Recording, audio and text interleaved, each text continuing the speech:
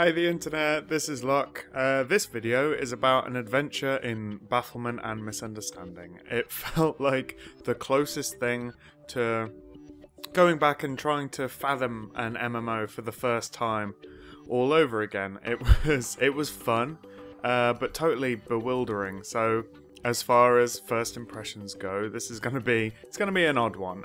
This is based on my experiences and thoughts of playing the closed beta client for the Russian localization of Black Desert, and what I've seen and read and gleaned about the game elsewhere. So, what to say about Black Desert? It's pretty. There. I said it, it's pretty. I'm not trying to generate controversy. I'm not trolling no one, it's just an opinion. Alright? Also, you'll basically be able to play as Gandalf. So, you know, cancel all your plans for going outside or speaking to humans face to face. You know, get some cats if you have to, just be prepared. So yeah, there you have it, Black Desert. The game looks pretty.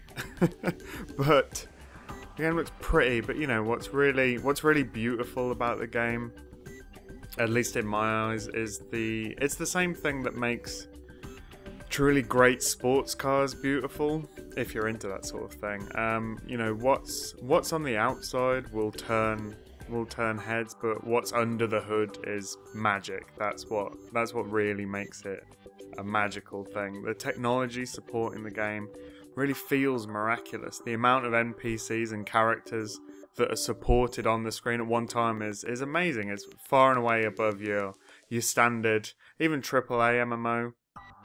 The world feels genuinely populated, if a little static. But not only that, but there's a soft collision detection system that means you can bump into NPCs, you can bump into other players as you run past them, and really miracles such as this are not easy to accomplish. I was really floored by how well the game performed. My rig certainly is no slouch, but even in borderless windowed mode while streaming the game, it was silky smooth, even in towns filled with the throng of new players, you know, the rush of new players as the servers open.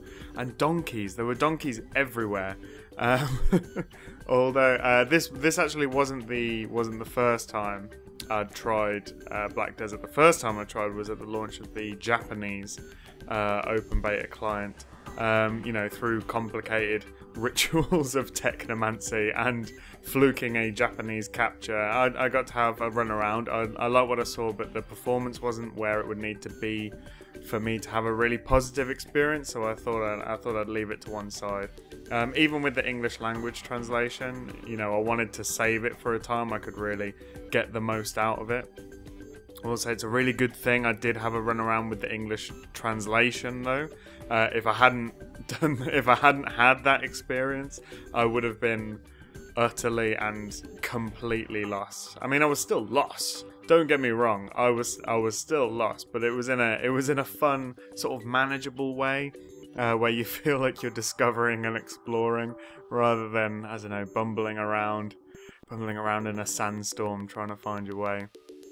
And there's still a lot that I don't understand about Black Desert. A lot of the story stuff. There's a weird black spirit thing with red eyes that speaks in a squeaky voice and gives you quests. There's some kind of gem upgrade thing happening system that was totally inscrutable to me. I could see that it was there, but I didn't know. And the thing was sparkling, and I was like, okay, I'm going to click that button because the button's sparkling, and it brings up the UI, and it's like, I don't know what this is for, or anything I'm supposed to be doing with it. I couldn't read any of the tooltips for my abilities as well, but actually that wasn't so much of a problem. The action combat is really intuitive. You know, to the point where you can kill things in no short order. You can start setting up combos. Plus, you know, you get a ton of health pots from quest rewards. One little thing the game does, which I really like, is when you do mouse over the abilities that you have, the tooltip comes up with a little video of exactly how the animation looks for the ability, plus a visualization of the key combination that will do it, and then as you go along the path and get more put more points into that ability, the ability will chain into other things, and it'll show you as it goes along the more complicated thing. It's a really simple little thing, but it's absolutely inspired as far as a design choice, in my opinion. So yeah, the combat, it feels so good. Feels so good. The progression of abilities means you have plenty to work with from the start. Like, there's a lot of different things that you can use as you're feeling your way around the game.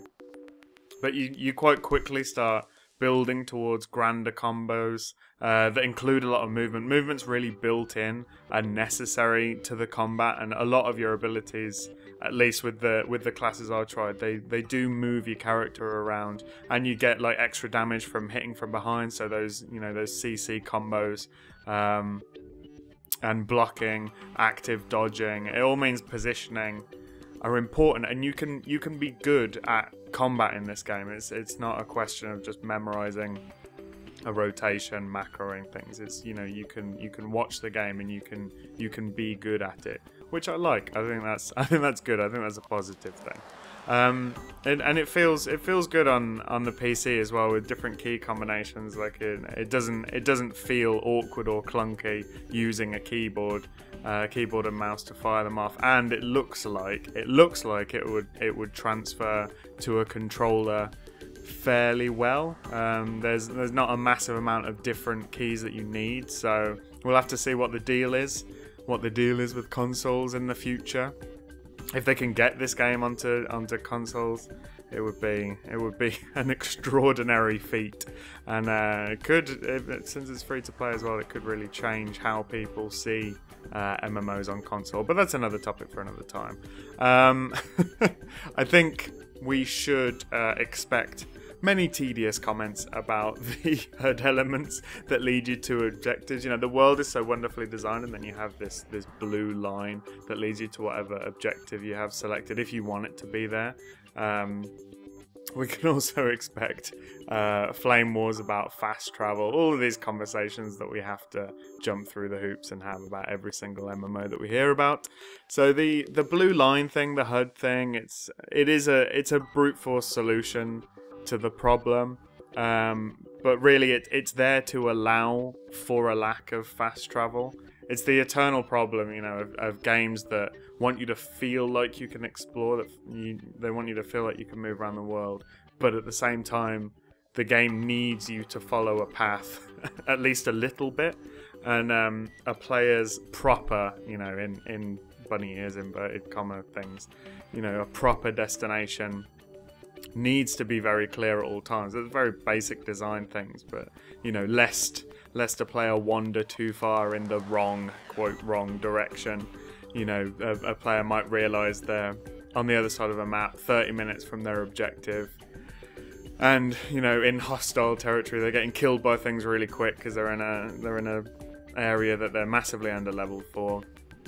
And they get frustrated and never log back in. It's not worth to them, and that's a shame. You want to avoid quit points like that. And if it really bothers you, you can turn it off. Just turn it off. Underline.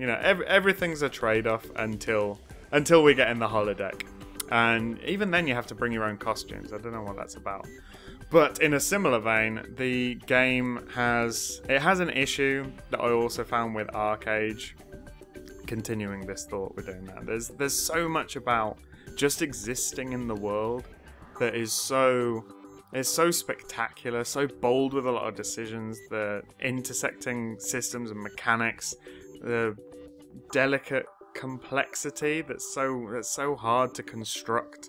It's all wonderfully designed, but it's fenced off behind what seems to be an extremely tepid, tropey, and at this point it's dated. We can say it's a dated quest hub based leveling process, which is disappointing. I mean, the game has to teach you to play the game, so certain elements need to be introduced in that way, but sad that you feel so railroaded early on. You know, they don't want to let you off the leash at all, or even feel like you're allowed off the leash. And that's a shame. That's a real shame. But we'll get past it one of these days.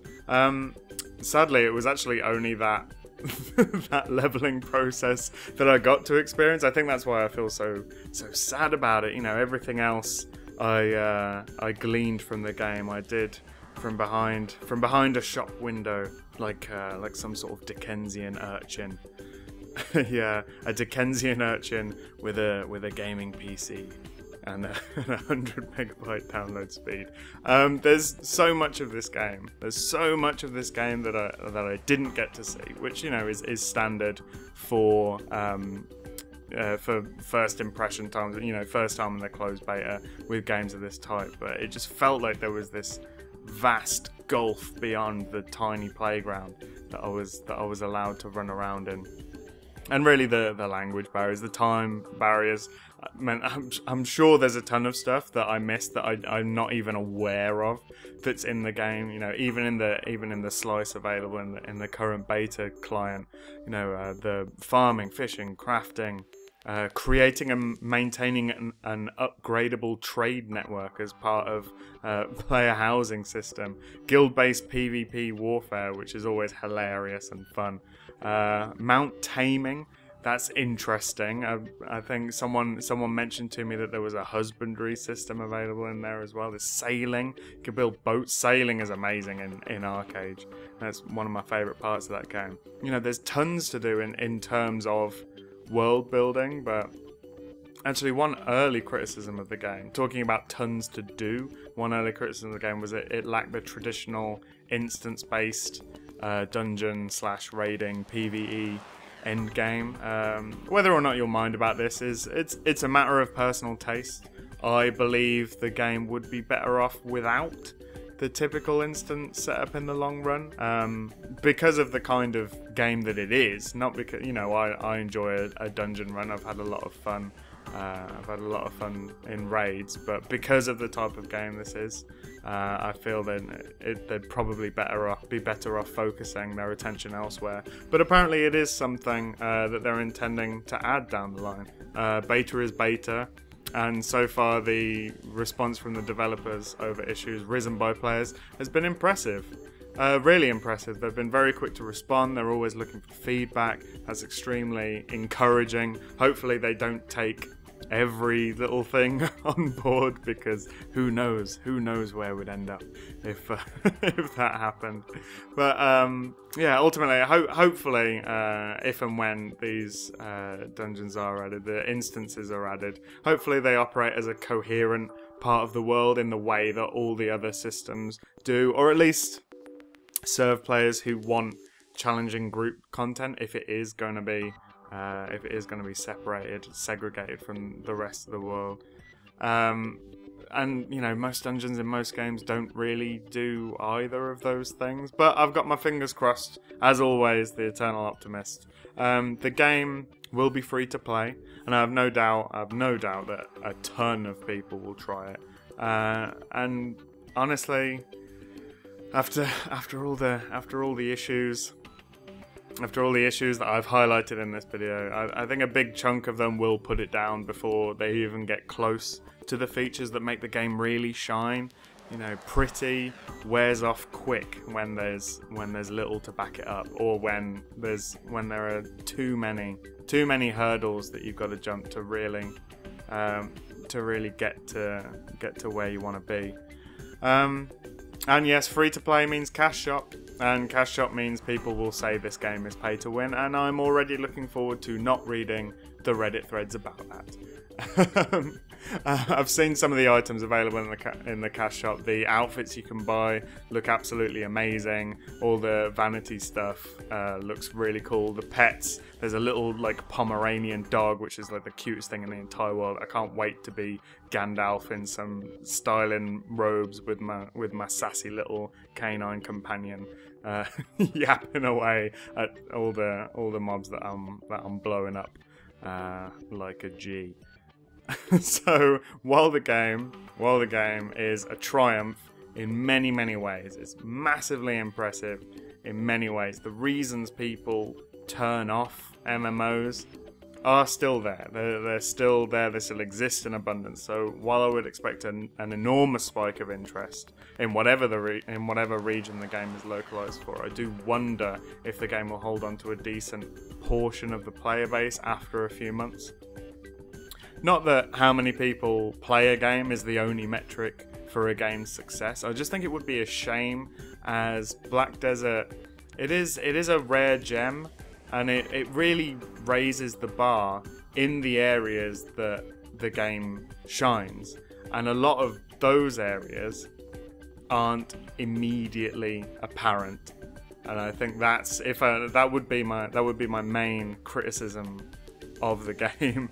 That a lot of the things that make it great are hidden away behind systems that aren't so great. And I've been going on for far too long already, so we'll end it here. What do you think? Have you played Black Desert yet? Have you not got in, but you're looking forward to it? Do you think it's going to set the world on fire, or is it going to be just another also ran with a fresh coat of paint? Let us know in the comments below. Give the video a like out of the kindness of your heart, and subscribe for many wonderful things from glorious people, and I'll see you again real soon. Thanks. Bye.